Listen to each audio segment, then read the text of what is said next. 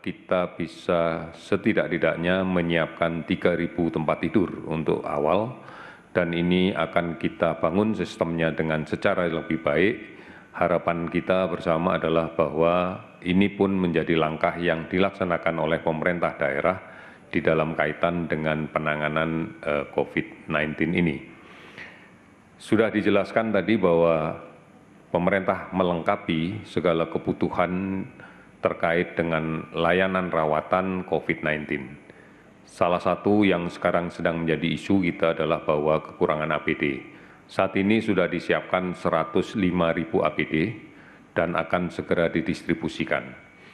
Kemudian di dalam tataran itu juga telah disiapkan juga 125.000 kit untuk rapid diagnostic test, alat pemeriksaan cepat sebagai bagian dari screening untuk kita menemukan kasus positif di tengah masyarakat.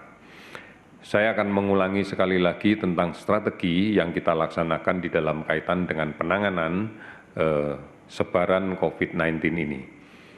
Yang pertama, sudah barang tentu ini adalah bagian proporsi kita bersama yang bisa dilaksanakan oleh masyarakat dan seharusnya dilaksanakan di dalam rangka mengurangi risiko terjadinya penularan dari orang ke orang untuk kasus COVID-19, yaitu menjaga jarak dalam komunikasi, menjaga jarak fisik dalam berkomunikasi sosial dengan orang lain.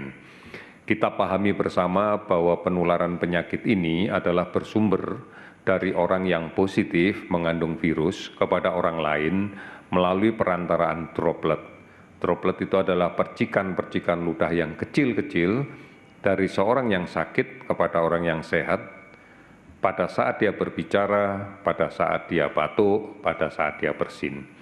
Oleh karena itu, maka menjaga jarak secara fisik antara satu orang dengan orang yang lain ini adalah langkah yang paling bagus dan paling benar di dalam kaitan untuk mengurangi risiko terjadinya penularan ini. Namun juga harus disertai dengan upaya yang secara terus-menerus dan benar melaksanakan kegiatan mencuci tangan dengan sabun. Karena kita tahu bisa saja droplet dari orang yang sakit itu jatuh ke benda yang ada di sekitar kita. Dan tidak mustahil ini akan kita sentuh secara tidak sadar.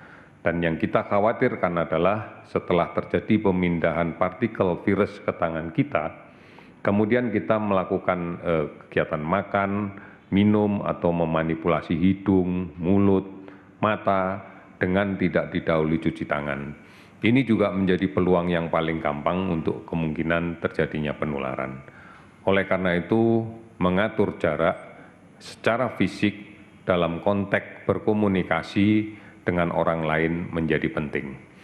Inilah sebabnya mengapa pemerintah secara terus-menerus mengingatkan kepada masyarakat, dan kami juga berharap bahwa masyarakat bisa mengingatkan pada komunitasnya untuk menjauhi atau mencegah terjadinya kerumunan orang, kemudian berkumpul di dalam satu tempat yang sempit dengan orang yang demikian banyak. Ini akan memberikan risiko yang sangat tinggi terkait dengan penyebaran dan penularan penyakit ini. Ini yang menjadi penting untuk kita pahami. Kemudian kebijakan yang kedua adalah kita berharap masyarakat bisa memahami manakala kemudian dirinya merasa sakit atau merasa tertular oleh orang lain, maka disarankan untuk menghubungi fasilitas kesehatan manapun.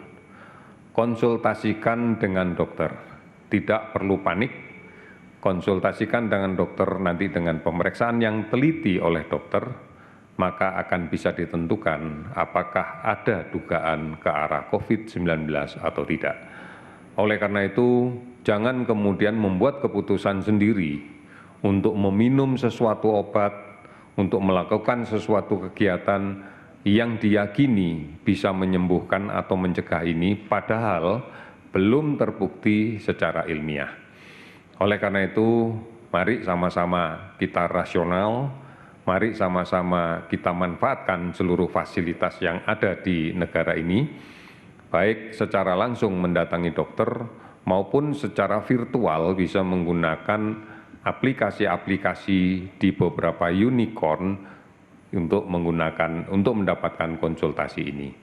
Hotline sudah disiapkan di 119 extension 9. Beberapa unicorn yang juga akan membantu, misalnya adalah Sehatpedia, Halodoc, dan sebagainya. Ini juga merupakan sarana yang bisa kita pakai untuk mendapatkan informasi yang terus-menerus. Peran serta masyarakat untuk saling menjaga, untuk saling mengingatkan, saling bertenggang rasa menjadi modal di dalam kaitan ini. Kemudian kita sudah juga menyampaikan beberapa hal terkait dengan isolasi diri. Ini tujuannya adalah untuk betul-betul kita mengefektifkan upaya agar tidak terjadi penularan antara yang sakit ke yang sehat. Ini menjadi sangat penting di dalam kehidupan berkeluarga, di dalam kehidupan keluarga. Apabila salah satu dari anggota keluarga kita merasakan ada keluhan seperti influenza, sebaiknya segera untuk melaksanakan isolasi diri. Gunakan masker sepanjang hari, upayakan memiliki jarak yang cukup secara fisik dengan anggota keluarga yang lain. Tujuannya adalah untuk mengurangi kemungkinan terjadinya penularan ke anggota keluarga yang lain. Jangan menggunakan alat makan, alat minum secara bersama-sama. Biasakan untuk mencuci tangan dan mencuci alat-alat yang kita pakai dengan menggunakan sabun. Ini adalah upaya di dalam kaitan dengan isolasi diri. Tentunya akan dilanjutkan diikuti dengan kegiatan melakukan monitoring diri. Manakala kemudian keluhan fisik seperti influenza semakin memberat, panas dingin, panas yang tinggi, kemudian disertai batuk dan keluhan sesak, segera hubungi fasilitas kesehatan yang paling memungkinkan untuk dihubungi dan yang terdekat dari lingkungan saudara-saudara sekalian. Kemudian pemerintah sudah melaksanakan kegiatan screening massal, pemeriksaan dengan menggunakan metode rapid test ditujukan adalah untuk secepatnya melaksanakan pencarian kasus positif di tengah masyarakat. Untuk saat ini ada 125.000 kit pemeriksaan cepat yang akan kita bagikan ke seluruh Indonesia dan kita mulai bergerak di hari ini. Beberapa hari yang lalu sudah dilaksanakan kegiatan yang serupa dengan menggunakan metode yang sama. Kita mendapatkan beberapa hasil positif, meskipun lebih banyak kita temukan yang hasilnya negatif dari pemeriksaan screening ini. Perlu dipahami bersama bahwa hasil negatif tidak memberikan jaminan bahwa yang bersangkutan tidak sedang sakit. Karena kita ketahui pemeriksaan rapid test ini adalah berbasis pada serologi untuk mengukur kadar antibodi dari munculnya virus.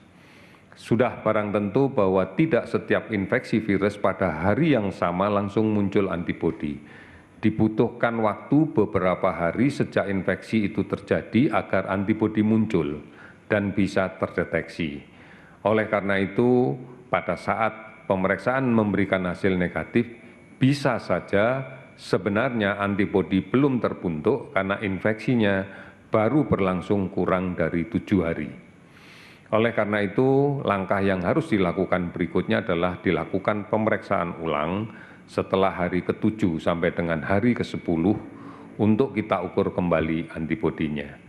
Manakala hasil pemeriksaan kedua ini masih tetap negatif, kita bisa menyimpulkan bahwa saat ini sedang tidak terinfeksi. Tetapi ingat bahwa kita belum punya kekebalan untuk tidak terinfeksi. Oleh karena itu sikap hati-hati menjadi penting untuk ini. Inilah yang kemudian dilandasi dengan kegiatan untuk membatasi diri, melaksanakan isolasi diri, termasuk mengatur jarak fisik dalam konteks berkomunikasi dengan siapapun. Ini penting karena kita harus meyakini pemeriksaan rapid, pemeriksaan cara cepat yang pertama dan kemudian dinyatakan negatif tidak memberikan jaminan bahwa yang bersangkutan tidak dalam kondisi sakit. Oleh karena itu, saudara-saudara sekalian, kita tentunya akan mulai berpikir manakala pemeriksaannya positif. Inilah yang kemudian akan kita tindak lanjuti dengan menggunakan screening pemeriksaan yang tahap kedua yang kita sebut dengan pemeriksaan antigen yang kita kenal dengan PCR, pemeriksaan secara molekuler. Apabila pemeriksaan dengan cara ini positif, pasti dikatakan bahwa yang bersangkutan terinfeksi. Inilah sebabnya maka kemudian pemerintah menyiapkan beberapa fasilitas untuk menambah ruang isolasi rumah sakit. Di antaranya tadi yang sudah diperiksa, dicek kesiapannya oleh Bapak Presiden adalah Wisma Atlet. Tujuannya adalah melaksanakan isolasi rumah sakit.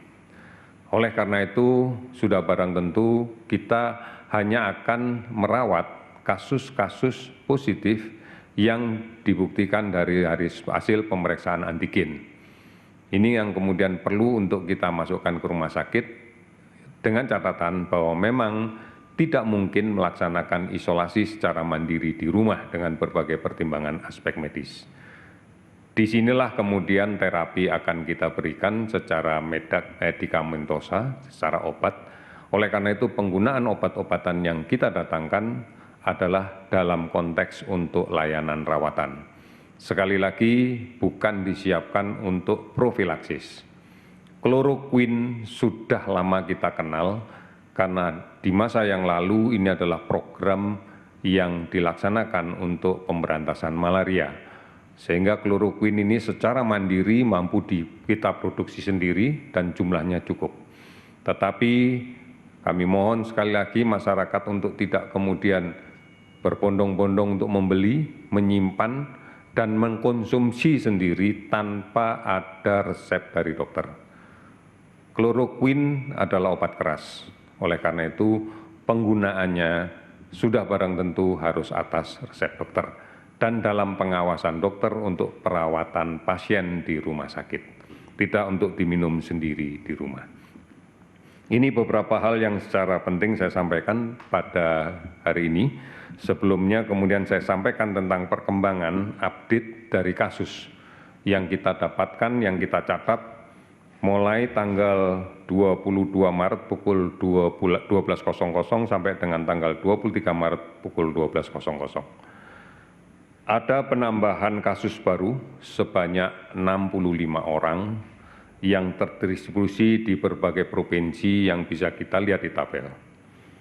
Sehingga total kasus pada hari ini menjadi 579. Kemudian ada penambahan kasus yang sudah 2 kali follow up, spesimen 2 kali negatif dan kita nyatakan sembuh sebanyak 1 orang, sehingga total kasus sembuh adalah 30 orang. Kemudian ada 1 tambahan lagi kasus yang meninggal. Dari data yang kami rilis kemarin, 48, sehingga total kasus meninggal adalah 49. Berdasarkan distribusi provinsi inilah kemudian pemerintah pusat melaksanakan distribusi APD, distribusi alat screening test, distribusi masker, dan distribusi obat-obatan. Kita berharap bahwa semua fasilitas kesehatan yang memberikan layanan terhadap pasien COVID-19 ini bisa kita penuhi secara standar kebutuhan APD, kebutuhan reagen, kebutuhan masker, kebutuhan obat-obatan. Sehingga kita bisa lebih efektif lagi melaksanakan layanan rawatan dan kita bisa memberikan yang terbaik untuk para warga negara kita yang sedang sakit COVID-19. Ini beberapa hal yang kami laporkan pada hari ini. Terima kasih, selamat sore.